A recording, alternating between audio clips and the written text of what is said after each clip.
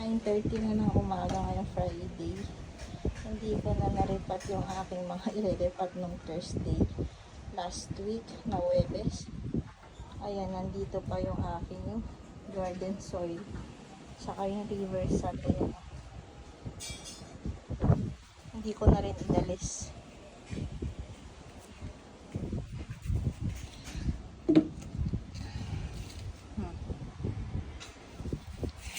Putlang-putla na to.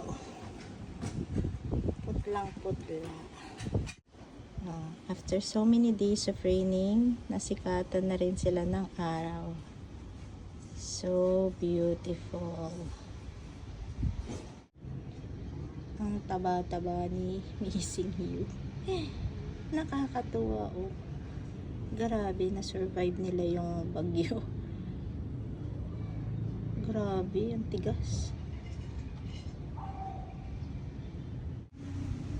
Yung aking Dusty Rose. Grabe, nag-super leggy. Ang leggy niya, oh. Ayun, oh. Sa 9:30 in the morning. Yes, finally. Umitaw na yung araw talaga. Yung tignan niya si Ganso. Namutla.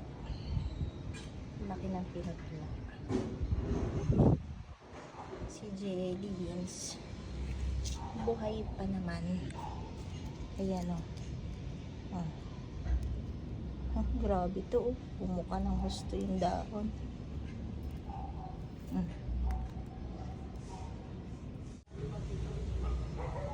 Titibay. Nakasurvive. Ito ang aking mga super succulents. Finally, some sun.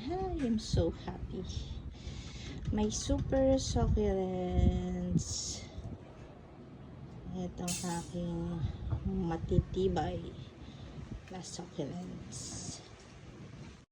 Tanghali ngayon.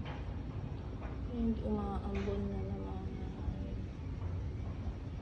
Basa na naman.